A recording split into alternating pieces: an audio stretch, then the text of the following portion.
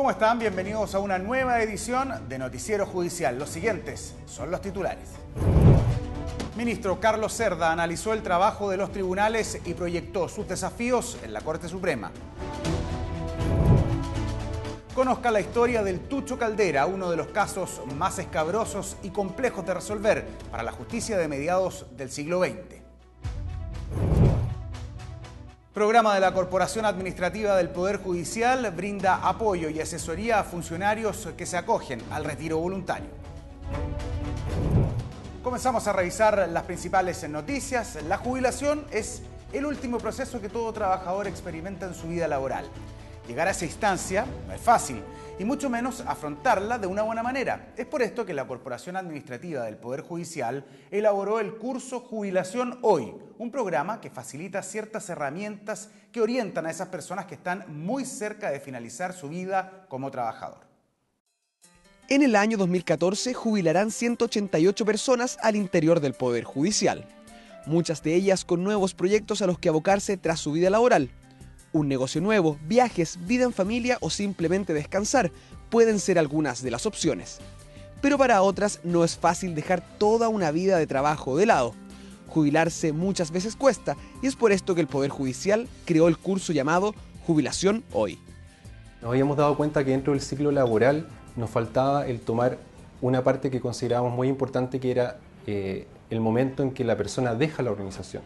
No había un acompañamiento, no había un proceso de alguna manera en que nosotros tomáramos a estas personas de la mano y los acompañáramos a esta nueva etapa que se abre en sus vidas, que muchas veces puede ser la jubilación o incluso en otros casos la búsqueda de nuevas alternativas laborales. En enero del 2014 fue aprobado en el Senado el proyecto de ley Incentivo al Retiro, que facilita la jubilación de funcionarios públicos que han trabajado al interior del Poder Judicial durante un significativo periodo de sus vidas. Es por esto que surgió esta idea de generar un sistema que permita entregar herramientas de orientación a quienes decidan acogerse a este incentivo y que en muchos casos les cuesta dar ese paso. Hace un par de años hubo personas que al jubilar se sintieron muy solas o muy abandonadas por todo lo que se perdía en este proceso de jubilación al no ver las nuevas expectativas que esto te puede abrir. Para ellos se crea Jubilación Hoy, este programa educativo que entrega herramientas y conocimientos técnicos y psicológicos para que las personas que estén enfrentando la separación laboral lo hagan con una visión optimista de su propio futuro, planificando su vida profesional, familiar y social. Es un curso gratuito y por sistema e-learning. Son 4 módulos con información y recomendaciones que se enfocan como un proceso de desarrollo y consolidación personal y familiar. Muchas veces cuando las personas jubilan piensan que no van a poder continuar trabajando, ¿no es cierto? Y viene un minuto en que ellos empiezan a observarse, paran y dicen, a ver, ¿qué es lo que viene ahora?, ¿no es cierto? Empiezan estos prejuicios, ¿no es cierto?, estos mitos. Ya no soy una persona productiva. Y la idea de este curso lo que busca es motivarnos, ¿no es cierto?, en que la vida sigue, que es sumamente positiva dependiendo cómo ellos miren, ¿no es cierto?, la mirada que tengan para enfrentar esta nueva etapa. Este curso se inició el 1 de abril y está destinado para todo funcionario del Poder Judicial. Si bien es gratuito, la disponibilidad es de 350 cupos. Si necesita mayor información, puede comunicarse con Fernanda Vidal al correo mfvidal@pjud.cl. Ahí podrá encontrar una vía para dar ese paso tan difícil en la vida, la jubilación. Seguimos con más noticias. Según datos del Registro Civil, durante el año 2013 se registraron casi 260.000 nacimientos en Chile, aproximadamente 3.400 más que el año 2012. En Chile, por ley, existe lo que se conoce como protección a la maternidad. De eso se trata esta semana nuestra cápsula ciudadana. ¿Dónde acudir si un empleador no respeta el fuero maternal? La ley otorga derechos de descanso, subsidios y fueros a todas las trabajadoras embarazadas. Otorga a los padres trabajadores un descanso por nacimiento del hijo y derechos y subsidios para la trabajadora o trabajador que tenga a su cuidado a un menor, entre otros. El fuero maternal es el derecho que tiene toda mujer trabajadora a no ser despedida por su empleador, sino con autorización del juez competente, quien solo podrá concederle a los casos de las siguientes causales: vencimiento del plazo convenido, conclusión del trabajo o servicio que dio origen al contrato o hechos imputables a la conducta del trabajador. El fuero maternal dura todo el periodo de embarazo y hasta un año después de expirado el descanso maternal, es decir, el postnatal. Si el empleador no respeta este derecho, la trabajadora puede acudir ante los tribunales laborales en el plazo de 60 días hábiles contados desde el día del despido. Las corporaciones de asistencia judicial dependientes del Ministerio de Justicia poseen unidades especializadas de defensoría laboral, que pueden proporcionar asesoría legal gratuita a quienes no dispongan de recursos suficientes para contratar a un abogado particular. Ya se lo adelantábamos en titulares, a solo días de ser ratificado por el Senado, el magistrado Carlos Cerda conversó con Noticiero Judicial. Nos contó cómo vivió las veces que integró Cinquenas para llegar al máximo tribunal y su parecer sobre lo que se ha denominado el activismo judicial, pero también de los desafíos como ministro del máximo tribunal. En primer lugar, quisiera preguntarle respecto de la situación actual. Hoy día vemos una sociedad mucho más empoderada, más consciente de sus derechos, que ya no recurre solamente a los tribunales para resolver una controversia en materia penal tradicional o en materia de familia, sino que más consciente de sus derechos va por una tutela judicial efectiva en diversos ámbitos, en diversas áreas. ¿Cuán preparado está el Poder Judicial para poder responder a esos requerimientos de la ciudadanía? Hoy día yo creo que sí.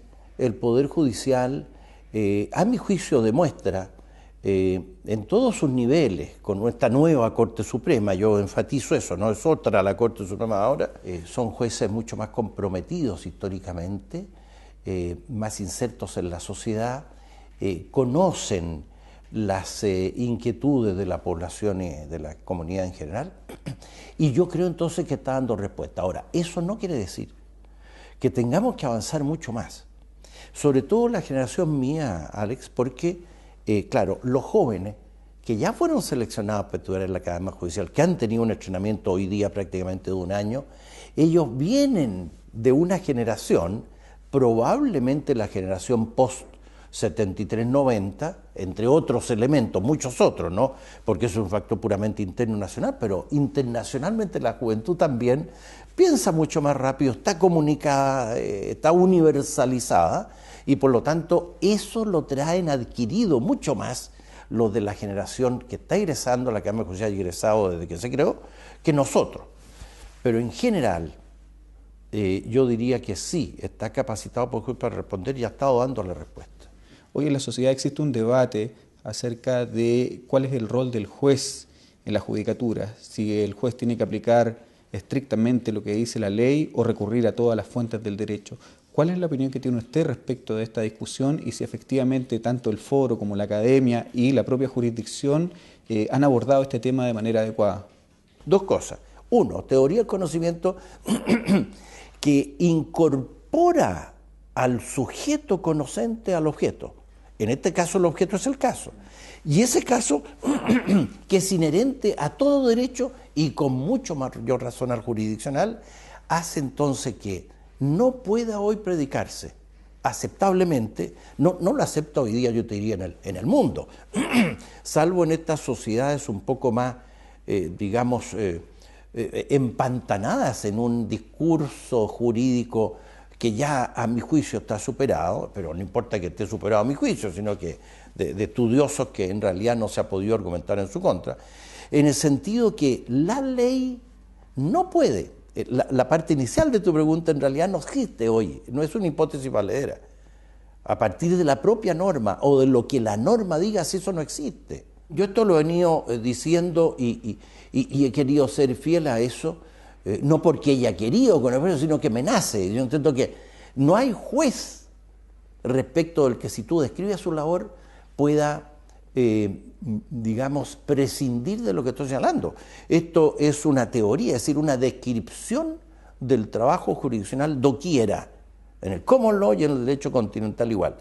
Y entonces, a mí se me ha criticado a partir de unos 10 años por ahí, por eso se argumentó en ese sentido con mucha legitimidad, me parece a mí, es decir, no estoy criticando absolutamente nada. Eso impidió que yo pasara a la Corte Suprema, porque la principal objeción, aparte de mis malas calificaciones, mi mal comportamiento, etcétera, estaba en los más de fondo, digamos, en esto. Usted seguía por un concepto de justicia que es suyo nada más. Yo, en verdad, no por defenderme, echo de menos que se me señale un fallo. Yo he dictado, no sé, pero miles de fallos. Fíjate que estoy aquí hace 32 años, antes fui juez. un fallo en que yo no haya aplicado el derecho y por lo tanto me haya rebelado contra el orden democrático. No se me ha indicado. Es muy necesario un debate sobre este tema, no a base de una crítica, yo creo, mezquina o a partir de un desconocimiento del fondo de la jurisdicción, que entonces fallamos nada más que en conceptos subjetivistas de justicia, sino que un debate que ponga en el centro lo que es el núcleo de la jurisdicción, que es dentro de los trabajos decisorios de mayor calidad, porque la sociedad le encomienda a los jueces resolver prácticamente controversias que, como tú me decías al comienzo, me preguntaba, son hoy día del máximo interés de la mayoría de la sociedad. Don Carlos, ¿qué piensa usted cuando columnistas y editorialistas hablan de los jueces activistas con este concepto de activismo en tono más bien peyorativo? Desde el punto de vista teórico, como descripción de lo que hacen los jueces, sobre todo los jóvenes que han egresado a la academia, que por ahí va la crítica, inspirado sobre todo por mí, ¿no? Me remito a lo que ya te he señalado recién. Creo que ahí hay una desinformación, una falta de estudio. Bueno. Y lo segundo es que, tal vez tan importante como lo anterior, es que, claro, en un poder judicial que había dejado de serlo históricamente, esto nos inquietaba mayormente. O sea, poder judicial manso, ¿no? Que empata, que aplica, que navega en aguas tranquilas, no viendo que hay temporales, ¿no? En cambio, este Poder Judicial, ahí sí que empezó a preocupar a aquellos que ya perdieron la seguridad del estatus. Y este Poder Judicial se le atreve, sobre todo las generaciones jóvenes, se le ha atrevido en cumplimiento de su deber, sin consideración a otro parámetro que es lo que exige en conciencia el derecho, la Constitución, que hoy día además están influidos por un derecho internacional que nos es igualmente vinculante, ¿no? En los últimos años la Corte Suprema ha emitido una serie de declaraciones o actas en la que ha acusado tanto al Poder Ejecutivo como al Poder Legislativo de amenazas a la independencia en el trabajo de los jueces. ¿Usted cree que efectivamente hoy día se está viendo amenazada la independencia de los jueces para resolver? A ver, de frente no. O sea, categóricamente yo no tengo ningún temor, porque va de la mano esta crítica, digamos, a esta reacción social, a todo nivel, también político, respecto a lo que estamos haciendo. Y eso es propio de una democracia viva en que el judicial entonces toma su lugar y empieza a ponerle coto a aquello que le parece que va contra el derecho. Hay ciertos casos en que el Estado como tal, a través de sus representantes, han declarado que el Poder Judicial se ha ingerido en lo que no le toca, no le corresponde. Y allí sí que hay una injerencia, a mi juicio, porque es como si nosotros, judicial, le dijésemos al Ejecutivo o al Legislativo, mire, Ejecutivo, usted esto no es administración, sino que es jurisdicción, o usted, Legislativo, eso no es lo propio suyo, elaborar leyes, digamos, y en los casos que la Constitución lo respeta, las labores anexas a ello, sino que usted está allí resolviendo conflictos judiciales. Eso nunca lo ha hecho el Poder Judicial, que es decir, me refiero al Poder Judicial de estos últimos lustros, mucho menos el anterior, pero este que es el válido, a mi juicio, ¿no? Eso no lo ha hecho, y por lo tanto entiende que ingiere en lo judicial la autoridad de otro poder, por ejemplo político, cuando pretende desconocerle al judicial sus atribuciones propias. En este, digamos, conflicto de dónde poner la línea, si como clásicamente se entendía, no en estos temas en que el Poder Judicial es llamado a controlar a la administración, ¿no? Pero hoy día, bueno, ese límite casi no existe, por lo que hablábamos al comienzo, ¿no? Y a nivel interno, en el trabajo de los jueces dentro del propio Poder Judicial, ¿Usted cree que se ve amenazada efectivamente la independencia de los jueces para resolver cuando, por ejemplo, la Corte Suprema tiene la labor del gobierno judicial y a su vez también tiene la labor disciplinaria de calificaciones y de revisión de las resoluciones adoptadas por los tribunales inferiores? A ver, yo me había respondido nada más que en el ámbito de la decisión jurisdiccional, del poder judicial que resuelve los conflictos para los que ha sido requerido. Pero luego tú mencionas la independencia interna, me hace pensar que es la de cada juez que resuelve. Si él se planta ante el conflicto con una prescindencia de presiones, ¿no? Eso, pero me parece que por lo que tú me planteas ahora, puede que te haya entendido mal y te pido una precisión en ese caso, que tú te refieres a la independencia interna del judicial como poder, pero en factores que ya escapan a lo propiamente jurisdiccional, como por ejemplo lo disciplinario, las calificaciones. Cuando la pregunta anterior tenía que ver con efectivamente la independencia externa respecto de las presiones para resolver de una u otra forma, y en este caso tiene que ver efectivamente si dentro de la independencia interna del juez, al momento de resolver el caso, tiene presente que eventualmente esto va a significar una sanción disciplinaria. Mira, cuando uno habla de la ética, que me ha tocado hacerlo en algunos seminarios en que tú mismo has estado, uno de los riesgos de que hablo es es decir, de dejar de ser juez para dejarse hacer juez por los medios. En Chile tenemos una dificultad, pero es un punto que habría que analizar mucho más. A mi juicio es un grave problema social que incide en la cultura y que es la monopolización, sobre todo en la prensa escrita. Pero en lo que es la clase media y la clase a la que se atribuye ser pensante, como si las demás no lo fuesen, ¿no? Hoy día eso está puesto en telejuicio absolutamente y en jaque desde mi punto de vista. Pero en esos sectores de la sociedad, sobre todo el pensante, como te digo que yo objeto, no me gusta usar esa expresión, pero es lo que se dice, bueno, hay una influencia monopólica de una manera de ver los temas sociales y de esa manera entonces intentar conducir la decisión. El riesgo existe. Con todo, yo creo que la generación nueva, joven, que sale de la Academia Judicial, está mucho más preparado, y lo ha demostrado, para reaccionar frente a ese tipo de intento de influencia que pudiese sacrificar la independencia de esos jueces. Hoy día yo estoy satisfecho con el coraje con que nuestros jueces de las generaciones jóvenes enfrentan el tema de la independencia. Cuando yo tengo mis claridades jurídicas y sé que la fortaleza y la templanza son dos virtudes fundamentales en este trabajo y me le atrevo, por tanto, no tengo que correr sobre aguas masivas, sino que con personalidad me planteo ante la casuística y la resuelvo sin lo que los demás, ni siquiera los superiores, me dicen que había que hacer cuando antes conocieron lo mismo. Usted fue propuesto hace 8 años al Senado para asumir el cargo de ministro de la Corte Suprema y finalmente no consiguió los votos necesarios para efectivamente acceder al máximo tribunal.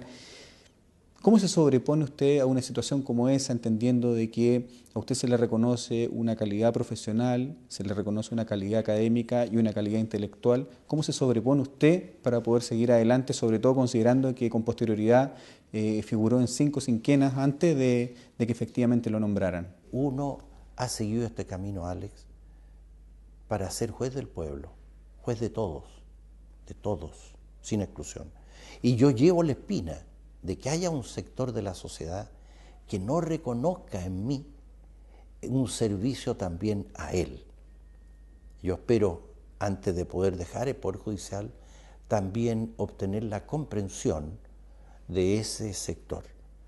Ahora, respondiéndote directamente, mira, yo desde que se modificó el sistema y se hizo intervenir al Senado con esta mayoría especial bastante importante, lo he apoyado y sigo apoyándolo, y también lo apoyé cuando el resultado de ese sistema fue adverso para mí.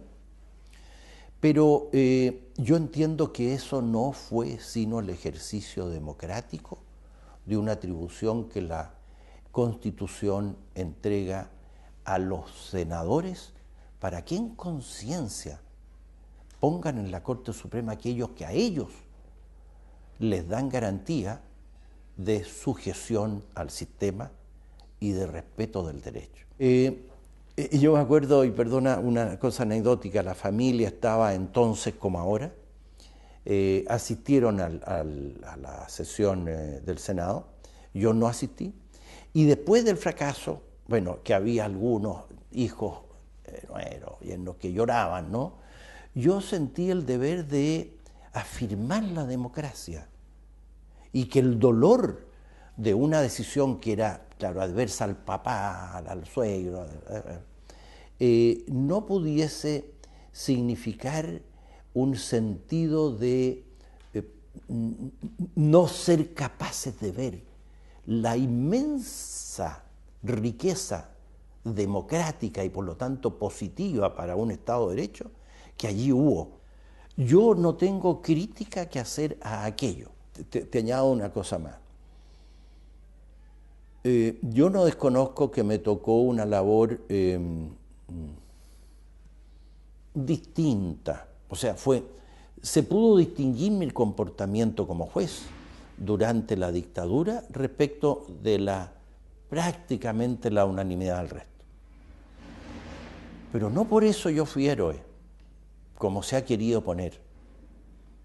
Y a mí se me ha identificado como el juez que hizo respetar los derechos humanos durante la dictadura y punto, como si yo no hubiera resuelto nunca otra cosa, e incluso en temáticas que pudieran ser contrarias a los sectores que en mí ven un héroe. Por eso, yo en eso quiero poner las cosas en su lugar, siempre con la misma humildad. Hoy en día, el tema de los derechos humanos y sus obligaciones es igualmente exigente para todos los sectores políticos, incluso esos sectores que masivamente han visto en mí el juez ejemplar. Así que atención, que no nos equivoquemos. Yo igualmente seguiré entendiendo que la jurisdicción exige independencia respecto de los actos de cualquier gobierno. Entonces fueron de una dictadura que estaba identificada con un sector político de Chile que le ha costado mucho más ver en mí un juez ecuánime. Yo tengo que convencer que lo que hemos hecho es simplemente hacer respetar los derechos básicos sin ningún juicio de justicia propia ni con alguna animadversión contra alguien. Y eso lo seguiré haciendo hoy día, 8 años después, y ahora desde la Corte Suprema, con la misma fuerza que le debo al juramento de respetar la Constitución y las leyes dictadas conforme a ella. La versión extendida de esta entrevista usted puede encontrarla en la página web del Poder Judicial o en su canal de YouTube. Seguimos con informaciones que nos llegan desde regiones. Este 25 de abril se inauguró una remodelada Corte de Apelaciones de Arica, nuevas áreas verdes al interior y también un nuevo sistema de paneles fotovoltaicos que permite reutilizar la energía solar. Son algunas de las novedades que tendrán quienes accedan al Tribunal de Alzada de la llamada Ciudad de la Eterna Primavera. Con la presencia del ministro de la Corte Suprema, Juan Eduardo Fuentes Belmar, el presidente de la Corte de Apelaciones de Arica, Marcelo Ursúa Pacheco, ministros y funcionarios de este tribunal, además de otras autoridades de la región, se inauguró este 25 de abril la remodelación del edificio del Tribunal de Alzada de Arica. 360 millones de pesos es la inversión estimada en este proyecto, que estrenará un edificio funcional, moderno y más cercano a las personas. Además, recupera espacios y áreas verdes con una plazoleta en su interior, todo con características sustentables en su diseño y operación. La actual visión que sobre el tema tienen los señores ministros que integran el Tribunal Superior de la República, los que han puesto su mayor esfuerzo para lograr la independencia económica del Poder Judicial, pero de todos modos en ese camino han obtenido que cada año en el presupuesto de la Nación se contemplen los fondos necesarios para continuar dignificando en el sentido señalado al Poder Judicial. Este es un paso muy importante para la ciudad, fundamentalmente, ¿cierto?, para el desarrollo de la ciudad y naturalmente que tiene importancia para la mejor atención de todos aquellos que concurren a los tribunales, como también para las actividades que desarrollan los mismos funcionarios. El edificio recoge aspectos climáticos y culturales de la zona, como el uso de madera con motivos aymara en su fachada exterior. Modernas salas de audiencia con iluminación LED son algunas de las novedades. Todo bajo un sistema de paneles fotovoltaicos que permiten reutilizar la energía solar y que además sigue funcionando en caso de cortes de energía eléctrica. Seguimos con más noticias. Las Cortes de Apelaciones son el tribunal de segunda instancia dentro de la jerarquía judicial. Son 17 en todo el país y cada uno cuenta con una cantidad variable de ministros. Uno de ellos, el presidente del Tribunal de Alzada. ¿Sabe usted cómo se elige cada uno de ellos? Sépalo en la siguiente cápsula informativa. Las Cortes de Apelaciones son tribunales de segunda instancia que actúan de manera colegiada y ejercen sus facultades jurisdiccionales dentro de un territorio determinado por la ley, el que, salvo situaciones puntuales, coincide con una región del país. Por orden jerárquico, las Cortes de Apelaciones están por sobre los juzgados de primera instancia, como los juzgados civiles, de familia, laborales o de garantía, y por debajo de la Corte Suprema. Son 17 en todo Chile, están compuestos por un número variable de ministros y uno de ellos ejerce como presidente del tribunal, el que es designado por turno de antigüedad y dura 1 año en el cargo. ¿Sabe usted cómo se eligen? Para ser ministro de alguna de las Cortes de Apelaciones o fiscal judicial del Tribunal de Alzada, se requiere haber ejercido el cargo de juez y haber aprobado el curso de perfeccionamiento que dicta la Academia Judicial. Cuando se produce una vacante, la Corte Suprema abre un concurso público donde los interesados presentan sus antecedentes. Luego el máximo tribunal, en el marco de una sesión de pleno, elabora una terna que es enviada al presidente de la República para que escoja un nombre y lo designe directamente en el cargo. En el año 1947 ocurrió en San Felipe un crimen que por casi un mes llenó de páginas policiales en los distintos medios de comunicación de la época. La desaparición de un comerciante árabe, viudo, sin hijos, dueño de una tienda comercial y con una fortuna de 17 millones de pesos. ¿Ha escuchado hablar alguna vez del Tucho Caldera? En Juicios con Historia, esta semana vamos a recordar un crimen que logró ser resuelto gracias a las indagaciones encabezadas por un ministro en visita.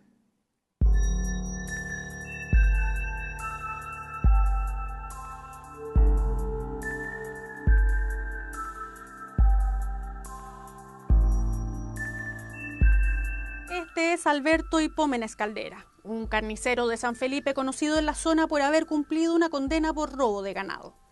Tenía fama de hacerse el bonachón para sacar provecho de quien fuera. Con artimaña se hizo muy cercano de Demetrio Amar, un comerciante palestino que llevaba varios años en San Felipe.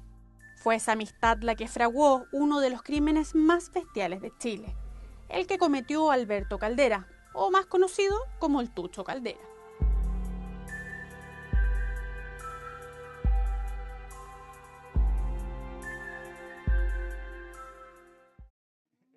El 11 de mayo de 1947, Demetrio Amar no llegó a abrir su local. Eso era bastante extraño porque todos sabían que Amar nunca cerraba su negocio y menos sin aviso. Más llamó la atención cuando su amigo, el carnicero de la ciudad Alberto el Tucho Caldera, apareció con un poder notarial que le permitía administrar todos los bienes del comerciante mientras él no estuviera. Aseguraba que el empresario árabe había viajado.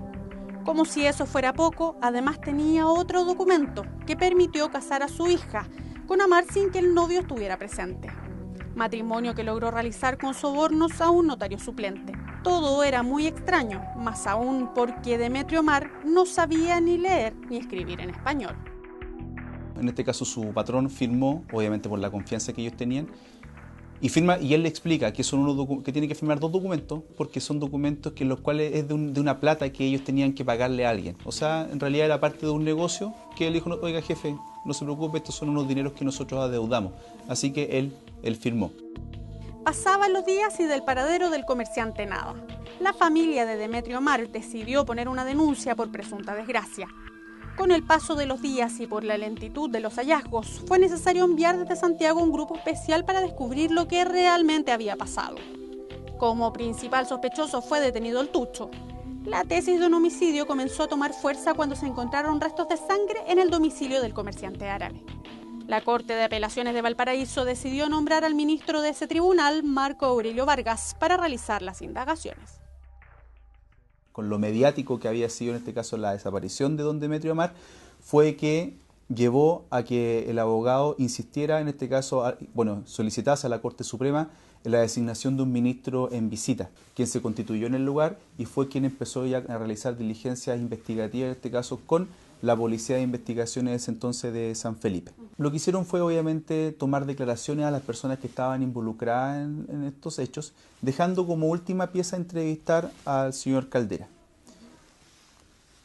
Aquí fue clave, en este caso, en este punto, en que los policías decidieron partir con la persona con la cual consideraban que podría ser, comillas, el eslabón más débil de todo este puzzle.